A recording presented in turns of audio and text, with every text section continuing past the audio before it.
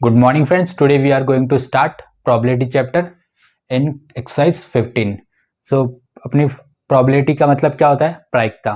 तो सीधे अपन पॉइंट पे चलते हैं कि probability का मीन क्या होता है, क्योंकि एक्सरसाइज स्टार्ट करें पर probability का मतलब ही नहीं पता तो कैसे आप क्वेश्चंस करोगे। तो probability को आप ऐसे समझ सकते हो कि जैसे आपके पास एक कॉइन है, मतलब आपके पास एक सिक्का है, दोनों सिक्के के ऊपर दो फेस होते हैं, मतलब एक ऊपर वाला फेस होता है एक नीचे वाला, मतलब एक हेड होता है और एक टेल होता है, ठीक है ना।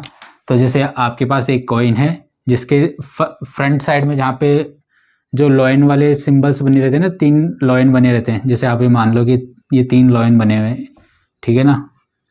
और ये अब डायग्राम तो थोड़ा सही नहीं बन रहा, पर ये समझ लो कि आगे जिधर आपके पास लॉइन बने हुए रहते हैं उस पार्ट को क्या कहते हैं? हेड कहते हैं। और उसके जो बैक साइड है उसे क्या कहते हैं? टेल कहते हैं। अगर आपको पता नहीं है कि हेड किसे कहते हैं, जिधर लॉइन बने हुए मिलेंगे 3 लॉइन मिलते हैं, वैसे तो 4 होते हैं पर एक पीछे छुपा रहता है, वो दिखता नहीं है।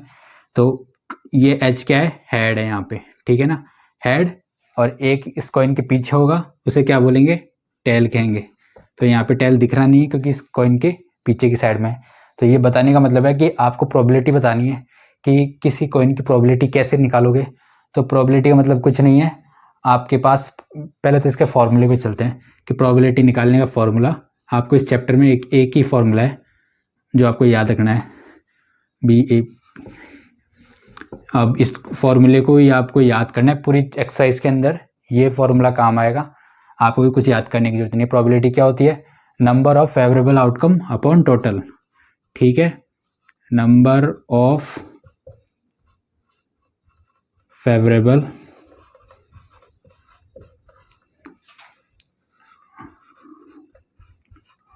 Outcome upon total outcome. तो बस एक फॉर्मूला है, आपको इसे ही कर देना है क्वेश्चन, ठीक है। तो आपको दिख रहा है formula, probability number of favourable outcome upon total outcome. अब आपको जैसे आपके लिए ये तो वैसे कंसेप्ट ही बताना है इस एक्सरसाइज के अंदर, इस एक्सरसाइज से स्टार्ट करेंगे नहीं। नॉर्मली जैसे आपके पास मैंने बोला कि मेरे पास एक कॉइन है, ठीक है ना। अब आप बोलोगे कि इसके अंदर एक बार मैंने उछाला तो इसमें एक बार तो हेड आ सकता था, जैसे अपन मैच खेलते हैं, क्रिकेट मैच खेलते हैं, तब अपन टॉस करते हैं कि किसकी बैटिंग फर्स्ट आई किसकी सेकंड आएगी। तो टॉस करा, जिसकी हेड आती है वो बैटिंग करता है, पर ये भी यहाँ पे प्रोबेबिलिटी रहती है क्योंकि इसमें 2 फेज रहती है। तो जैसे इनके समझो कि ये एक टीम आपकी है, ए टीम आपकी है, मतलब ए मतलब अमन की टीम मान लो आप, ठीक है। और ये दूसरा प्लेयर है एन, मतलब ये है अपना निर्मित मान लो, ठीक है। अब दोनों के लिए अपन प्रोबेबिलिटी निकालेंगे, कैसे? कि अमन ने जब कॉइन उठाया तो आपको पता है 1 रुपये के सिक्के में 2 फेस आती हैं, एक हेड और टेल। तो मैंने बोला प्रोबेबिलिटी निकालनी है किसकी? अमन की। तो आप पी लिखोगे और बीच में लगा दोगे सिंबल पी ए का, प्रोबेबिलिटी का पी। और जिसकी भी निकालनी है ना प्रोबेबिलिटी, किसकी निकाल रहे हैं अपन? अमन की। ये मैं कंसेप्ट बता रहा हूँ कि आपको आगे के क्वेश्चन में याद नहीं करना, बस ये कंसेप्ट है, बस सारे हो जाएंगे बिना किसी फॉर्मूले के, ठीक है ना। तो ये पी ए हो गया, ए किसका है? अमन का है। तो आपको निकालोगे, क्या लिखा है? Number of favourable outcome. Aman ने उछाला, ठीक है, तो वो टॉस जीतेगा। कब जीतेगा? जब उसका हेड आएगा। अब कॉइन के अंदर एक हेड होता है और एक टेल होता है, तो टोटल कितने होते हैं? 2 होते हैं। तो नीचे लिखा है ना टोटल आउटकम, तो पहले तो आप नीचे लिख दो टोटल कितने होते हैं कॉइन में? 2। ये अपन किसका कर रहे हैं? कॉइन का कर रहे हैं। याद रख लेना कि अपन एक कॉइन के लिए क्वेश्चन कर रहे हैं, ये केवल मैं समझा रहा हूँ आपको भी कि कैसे करने वाले हो आप आगे। तो ये क्या है? टोटल दिख रहा है ना आपको। तो ये नीचे से आप देख सकते हो कि मैंने क्या लिखा है यहाँ पे? टोटल, ठीक है ना। तो ये 2 क्या है? टोटल है। अब उसके एक बार में एक हेड आ रहा है तो आप ऊपर क्या लिखोगे? 1 हेड, ठीक है।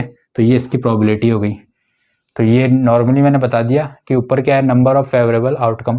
तो अब ये आप इसको लिखना चाहो तो ऐसे लिख लेना कि इवेंट ऑफ, मतलब कितनी बार हेड आया, इवेंट ऑफ हेड, मतलब हेड आया तो हेड एक ही बार आया होगा, और ये नीचे कितना था? टोटल। अब ये पहले थ्योरी लिखनी चाहिए थी, ये अब दूसरे वाले क्वेश्चन में कर लेते हैं। चलो अभी मानो कि निर्मित का निर्मित की स्पेलिंग गलत हो गई, आप सही कर लेना, निर्मित, ठीक है ना। तो निर्मित के अंदर क्या करोगे?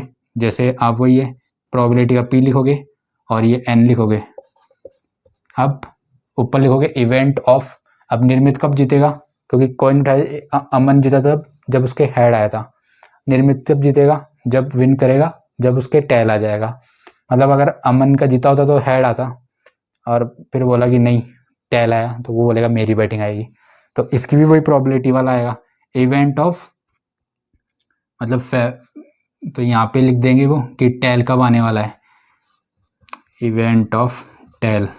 ठीक है ना। तो ये केवल आपको समझाने के लिए आप कंसेप्ट बता रहा हूँ मैं आपको कि आगे कैसे सारे क्वेश्चन होने वाले हैं। मतलब टेल कितनी बार आने वाला है, 1 बार आएगा। टोटल कितने, कॉइन में 2 ही फेज होते हैं ना, तो नीचे तो आपको याद रख लेना कि जितने टोटल होते हैं ना वो तो नीचे लिखते हैं, और ऊपर कितनी बार आने वाला है। मतलब सीधी सी बात है, अमन जीतेगा तो हेड उसका 1 बार आएगा, या निर्मित जीतेगा तो भी उसके पास एक टेल ही आएगा, क्योंकि सिक्के के अंदर एक कॉइन के अंदर 2 ही, एक तो हेड होता है और एक टेल होता है। क्योंकि एक टाइम पे अपन ने उछाला तो अपने पास एक ही सिक्का है ना, तो इसलिए टोटल ही 2 है, क्योंकि ऊपर और नीचे टोटल 2 हो गए। एक बार अमन जीत रहा है तो 1 आ गया ऊपर, एक बार ये बोल रहा है कि नहीं टेल मेरा आया, तो इसलिए दोनों में पास में देखो यहाँ पे 1 आ गया, 1 आ गया, तो 1 और 1 2। मतलब आपके पास ये हो गया कि कैसे प्रोबेबिलिटी एक कॉइन के लिए निकाल रहे हो। ठीक है ना। तो ये फर्स्ट वाला क्वेश्चन था ना अपने पास में, एग्जाम्पल नंबर फर्स्ट, वो भी ऐसा ही है। तो ये आपको उस क्वेश्चन में अभी मैं लिखवाने का कोई वो नहीं है, क्योंकि वो सारे क्वेश्चन अपने पास 25 क्वेश्चन है एक्सरसाइज 15.1 में। तो अपन तो केवल कंसेप्ट बता रहा हूँ मैं आपको कि धीरे धीरे करके अपन सारे एक दो क्वेश्चन और बताता हूँ मैं आपको ऐसे, कि आपकी बेटर अंडरस्टैंडिंग हो जाएगी कि प्रोबेबिलिटी होती क्या है। ठीक है। अब जैसे अपने पास इसका नेक्स्ट एग्जाम्पल लेते हैं अपन, जो इसमें दे रखा है क्वेश्चन, आप अपनी एग्जाम्पल बुक में देख लेना। मैं डायरेक्ट ही आपको केवल कंसेप्ट बता रहा हूँ, इसलिए मुझे लिखने की जरूरत नहीं है, मैं तो ऐसे बता रहा हूँ आपको कि उसमें क्वेश्चन में क्या दिया हुआ है। उसमें दिया हुआ है कि आपके पास क्या है, एक जैसे एक थैला है, ठीक है ना, मतलब एक बैग है, बैग में 3 बॉल है, एक रेड कलर की है, एक येलो कलर की है, और एक मान लो आप रेड कलर की हो गई, एक रेड कलर की बॉल है, एक येलो कलर की, और तीसरा कलर आप अपनी मर्जी से ले लो, ब्लू या ब्लैक। ठीक है ना। तो इसमें कोई वो नहीं है, आपको तो केवल कंसेप्ट समझाना है कि क्या है। तो आप क्या करोगे कि इसमें एक बार जैसे अपने पास एक बैग है, उसमें 3 बॉल पड़ी है, आपको प्रोबेबिलिटी निकालनी है कि रेड कितनी। जैसे अपन अगर एक बार हाथ डालते हैं, एक बार में आप हाथ डालोगे तो उसमें एक ही बॉल आप पिक कर पाओगे ना। तो ऐसे ही, ऐसे तो नहीं आप 2-2 पकड़ लोगे, नहीं, एक टाइम पे एक बॉल पकड़ोगे, फिर बताओगे कि प्रोबेबिलिटी कितनी है कि आपके हाथ में कितनी बॉल आ सकती है। सीधी सी बात है, एक बार हाथ डालोगे तो एक ही बॉल आएगी, तो वो प्रोबेबिलिटी आपको करके दिखानी है यहाँ पे। तो सिंपल सा है कि जैसे आपको प्रोबेबिलिटी निकालनी होगी, तीनों के लिए अलग अलग प्रोबेबिलिटी आएगी, तो सीधा सा फॉर्मूला है, आपको क्या करना है उसके अंदर सीधा, थ्योरी तो आप बाद में बता ही दूंगा मैं क्वेश्चंस के अंदर, आपको तो लिखना है पी का प्रोबेबिलिटी हो गया। अब जैसे आपको पूछा है कि रेड कलर के लिए प्रोबेबिलिटी क्या होगी, क्योंकि आपके पास ये 3 बॉल है, टोटल बॉल कितनी है 1 2 3, ये 1 ये 2 ये 3, तो ये काउंट करने की जरूरत है कि लिख लो, चलो अगर कन्फ्यूज रहे हो तो, क्योंकि क्या है ये 3 बॉल्स है ये अपने पास में, क्या है बॉल्स मान लो। ठीक है ना, 3 बॉल है, तो अपने पास किसकी, जैसे रेड कलर के लिए आप क्या लोगे, तो नीचे तो क्या आएगा टोटल बॉल्स कितनी है 1 2 3, मतलब ये सब एक है, ये एक है और ये एक है, तो टोटल कितनी हो गई 3 बॉलें हो गई ना। तो ऐसे ये मत सोचना कि सर ये 1 2 3 ऐड कर दो, टोटल बॉलें हैं, एक रेड है बैग में, एक येलो है, एक ब्लू है, तो 3 है, तो नीचे तो आ जाएगा 3। जब वो एक बार बैग में हाथ डालता है तो रेड बॉल की प्रोबेबिलिटी क्या है, मतलब हाथ डालेगा, गलती से एक बार रेड हाथ में आ सकती है ना, क्योंकि 2 बॉलें तो हाथ में आएगी नहीं, क्योंकि बैग में एक ही रेड बॉल है, तो एक ही आने वाली है। तो आप यहाँ क्या लिखोगे, यहाँ पे लिखा है नंबर ऑफ फेवरेबल, मतलब जो आपको चाहिए ना, फेवरेबल मतलब फेवर, जो आपके लिए जरूरी है, तो वो एक बार में क्या आएगा रेड आएगा। तो यहाँ पे आप लिख लोगे 1 ऊपर आ जाएगा और नीचे कितना आ जाएगा टोटल। अब सेम कंसेप्ट से है, आप अगली में क्या निकालोगे येलो के लिए। अब बैग में वही सेम चीज़ है, बैग में टोटल बॉलें कितनी है नीचे, टोटल बैग में 3 बॉलें हैं, क्योंकि ऐसे नहीं आपने निकाल ली तो सर खत्म हो जानी चाहिए थी, नहीं, ये 3 क्वेश्चन है, आपको तीनों को अलग अलग करना है कि बैग में 3 बॉलें पड़ी है, आपने हाथ डाला तो क्या पता एक, क्योंकि टोटल तो 3 है, एक बार आपने एक पिक करी तो क्या पता एक बार में रेड आ गई। ठीक है, अब इस क्वेश्चन को भूल जाओ। फिर नेक्स्ट क्वेश्चन आ रहा है कि येलो कितनी आ सकती थी, अभी भी बैग में कितनी है 3 ही है, क्योंकि ये मत सोचना कि सर बैग में निकाल ली तो कम हो जाएगी, नहीं, बार बार कंसेप्ट चलाना है आपको कि बैग में अभी भी 3 है। अब गलती से हमने जैसे कितनी निकालती, हाथ डाला, अब की बार हमारे हाथ में येलो आ गई, तो फेवरेबल कितना है 1, ठीक है ना, और नीचे कितना है 3। सेम चलेगा, कहाँ भी आप ये मत कर देना कि नीचे वाले की वैल्यू को प्लस माइनस कर देना, नीचे तो हमेशा ही 3 मतलब टोटल उतना ही आएगा चाहे आपके पास कितनी भी दे रखा हो। फिर अगला लास्ट क्या दिख रहा है, ब्लू, तो ब्लू के लिए निकालोगे तो कैसे आएगा, नीचे वही टोटल कितनी है बैग में, फिर भूल जाओ कि आपने पहले कुछ निकाला भी था क्या, टोटल कितनी है बैग में 3 बॉल्स है। अब वापस से हाथ डाला होगा, मतलब थर्ड टाइम ने हाथ डाला होगा अपन ने, फर्स्ट टाइम डाला तो अपने हाथ में रेड आ गई थी, दूसरी टाइम हाथ में डाला तो येलो आ गई थी, पर और लास्ट टाइम डाला होगा, अभी भी 3 ही बैग में पड़ी है, हाथ डाला तो क्या पता आपकी बार अपने हाथ में क्या आई, ब्लू कलर की आई, तो आप यहाँ पे क्या लिख दोगे 1/3। तो सेम कंसेप्ट चल रहा है, आपको पता लग गया आपको कि एक टाइम पे हाथ डालोगे तो एक बार रेड पिक करनी है, फिर इस क्वेश्चन को एक क्वेश्चन हो गया, फिर दूसरे क्वेश्चन के लिए वही बैग में 3 बॉल्स है, फिर हाथ डालोगे एक बार वापस से, क्या पता आपकी बार येलो हाथ में आ जाए क्योंकि 3 बॉल्स है, कुछ भी आ सकता है, कभी रेड आ सकती है, फिर वापस रेड को रख दो, फिर क्या पता हाथ डालो, अब की बार क्या पता येलो आ जाए, फिर येलो को रख दो, फिर अब ऐसे हाथ डाला तो आपके पास क्या आ सकती है, ब्लू कलर की आ सकती है। इसलिए लास्ट में हमेशा ये 3 नीचे ही आ रहा है, क्योंकि नहीं तो कोई बोले कि सर ये तो कम हो जानी चाहिए थी, कम क्यों नहीं हो रही, क्योंकि यही कंसेप्ट है कि बार बार आप नया क्वेश्चन कर रहे हो उसके अंदर कि बैग में हमेशा 3 लेते हैं, तो ये चल रहा है। तो फ्रेंड्स अपन एक लास्ट एग्जाम्पल करते हैं, अगर आपको कोई कंसेप्ट में प्रॉब्लम आ रही होगी तो इस क्वेश्चन को करने के बाद आपको कोई डाउट नहीं रहेगा। क्या लिखा हुआ है क्वेश्चन, एग्जाम्पल नंबर 3 है, ठीक है ना। Suppose we throw a dice, dice आप जानते हो, डाइस जैसे आप जैसे सांप सीढ़ी खेलते होंगे वो आती ना डाइस, तो वो है, तो dice once what is the probability of getting a number greater than 4, मतलब प्रोबेबिलिटी बतानी है आपको, मतलब इसके अंदर फर्स्ट क्वेश्चन दे रखा है कि आपको प्रोबेबिलिटी बतानी है कि गेटिंग अ नंबर, एक नंबर लाना है ग्रेटर देन 4 से कितना ग्रेटर देन आ सकता है। आप डाइस खेलते हो तो डाइस के अंदर कितनी फेज होती है, 6 होती है। सांप सीढ़ी खेलते हो ना, पता है आपको, स्नैक लैडर वाला, तो इसमें क्या होता है 1 से लेके 6 तक काउंटिंग होती है, 1 2 मतलब 6 फेज होती है, 6 साइड होती है, तो उसमें कैसी होती है आपको पता होगा, वैसे तो बताने की जरूरत तो नहीं है वैसे तो, बस बता देता हूँ, कोई अगर नहीं खेला होगा तो फिर बताएगा कि सर हमें तो पता ही नहीं है। तो ऐसी होती है, एक साइड 1 होती है, इधर 2 3, ठीक है ना, ऐसे करते हुए टोटल 6 होती है, तो अब बनने में नहीं आएगी, तो टोटल 6 है। तो यहाँ पे क्वेश्चन लिखा है कि ग्रेटर देन बताना है आपको 4 से, तो 4 से ग्रेटर देन क्या क्या हो सकता है, जैसे मैंने बोला पहले तो आपको ये वाला फॉर्मूला तो याद हो ही गया, क्या है नीचे क्या है टोटल आउटकम, तो पहले आप लिखोगे कि टोटल कितने आउटकम आने वाले, क्योंकि आपको पता है टोटल आउटकम, ठीक है, क्योंकि आपके पास क्या है डाइस है, डाइस में कितने साइड होते हैं 6 है, तो टोटल आउटकम एक बार फेंका 1, फिर कभी 2 कभी 3 कभी 4 5 6 ही आ सकते हैं, क्योंकि आगे तो उसमें काउंटिंग ही नहीं होती, तो टोटल कितने 1 है, एक बार 2 आ सकता था, एक बार 3 आ सकता था, एक बार 4 आ सकता था, एक बार 5 आ सकता था, तो ये तो क्या है टोटल, क्योंकि टोटल तो कुछ भी आ सकते थे। पर यहाँ पे फर्स्ट क्वेश्चन इसमें पूछा क्या था, नंबर ग्रेटर देन 4 से ग्रेटर देन क्या है, यहाँ पे दिख रहा है आपको 4 से ग्रेटर मतलब बड़ा, 4 से बड़ा क्या है 5 और 6, तो फर्स्ट वाले क्वेश्चन को आप कैसे लिखोगे, ग्रेटर देन 4, तो कौन कौन से नंबर आ रहे हैं, तो यहाँ पे क्या लिखोगे ग्रेटर देन 4 इवेंट, मतलब कौन से घटनाएं आने वाली है, मतलब 4 से बड़े जो नंबर है कब कब आप फेंको, तो एक इवेंट हुआ, मतलब एक घटना हुई कि आपके 5 आ गया और वो बंदा जीत गया, मतलब उसको सांप खा गया, कुछ भी कर सकते हो आप, तो ये एक इवेंट हो गया, एक घटना हो गई। तो कौन कौन से हो गए इसके अंदर, फेवरेबल आउटकम, FAVOURABLE, फेवरेबल कैसे, क्योंकि इससे 4 से बड़ा है ना, तो फेवरेबल आउटकम हो गए, तो आप इसको ऐसे लिख देना PE, मतलब प्रोबेबिलिटी नहीं, यहाँ तो PE नहीं लिखना अभी, तो फेवरेबल आउटकम क्या हो गया, कौन 4 से बड़ा क्या है 5 और एक 6, ठीक है, अब तो 5 6 हो गए, 2 आउटकम हो गए, ठीक है।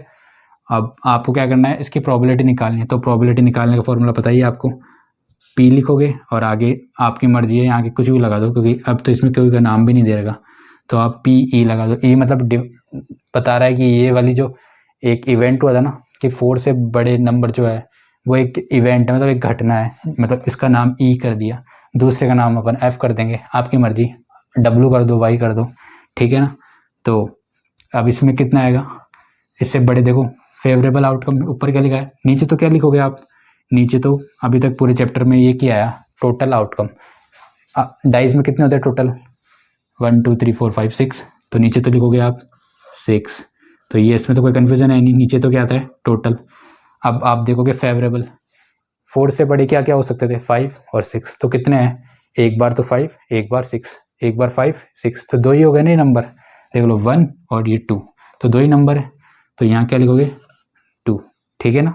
समझ में आ गया आपको कि ये 2 कब आ रहा है, ये कैसे आ रहा है कि ये 2 कब आया, मतलब 5 और 6 ये खुद एक है, एक नंबर, और ये भी एक नंबर, एक और एक 2, ठीक है ना, मतलब इसको 2 लिख लो आप, ऐसे नहीं समझ में आ रहा तो ये, ठीक है, 5 और 6 ये लिखना मत, वैसे काउंटिंग करके बता दिया बस कि आपको पता नहीं लग रहा हो, ठीक है ना। तो 2/6 आगे इसको सॉल्व कर दो, ऊपर वाले का टेबल बोलते हैं, इसको आगे सॉल्व हो सकते हैं क्योंकि फ्रैक्शन फॉर्म है, ऊपर वाले का टेबल बोलेगा 2 1 जा 2 और 2 3 जा 6, ऐसे काट देते हैं, ठीक है। ये हो गया आपका इतना, और इसके अंदर ये सेकंड क्वेश्चन है वो भी आपको बता देता हूँ,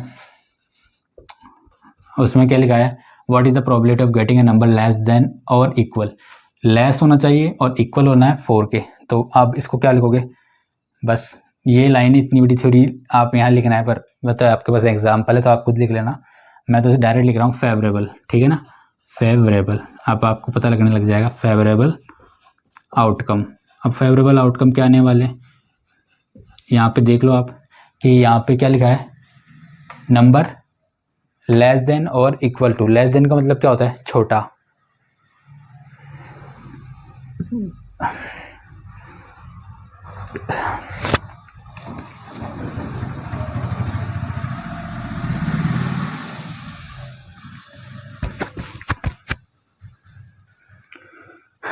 ठीक है। तो नंबर लेस देन और इक्वल टू 4, तो लेस देन का मतलब क्या होता है, छोटा, और इक्वल मतलब उसके 4 के तो इक्वल होगा, मतलब बराबर होगा, और 4 से छोटा होगा।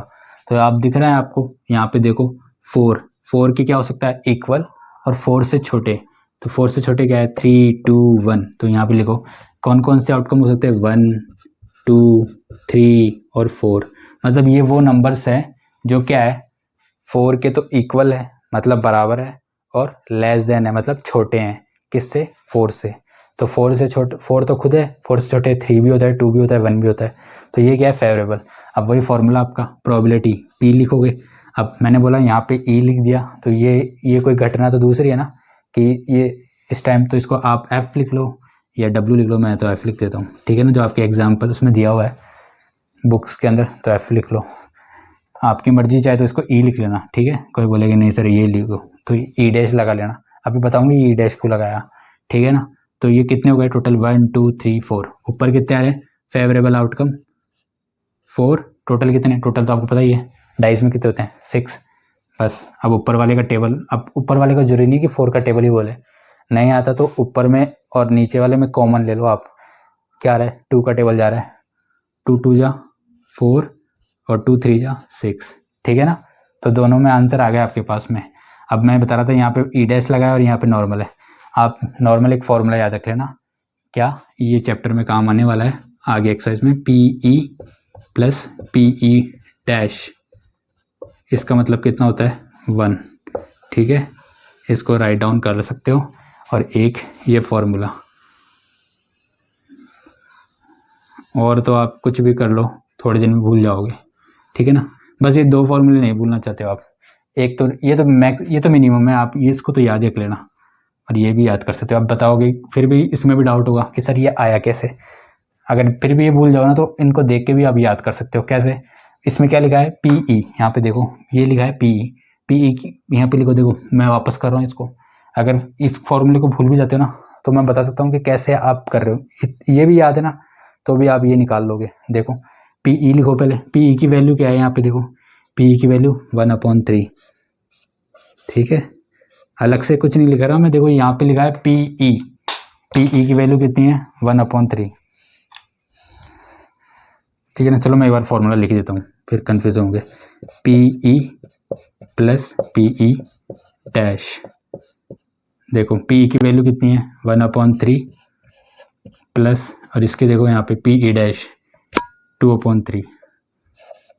बस नीचे में क्या होता है, एलसीएम 3 आएगा, 1 + 2 करोगे तो कितना आएगा 3/3, डिवाइड लगाओ कितना आएगा 1। तो यहाँ पे भी मैंने ये बोला था, इन दोनों का प्लस करने पे आंसर कितना आ रहा था, देखो यहाँ पे भी 1 आया, यहाँ पे भी 1 आया। मतलब ये प्रूफ हो गया यहाँ पे कि इन चीज़ों को जोड़ने पे कितना आता है 1 आता है।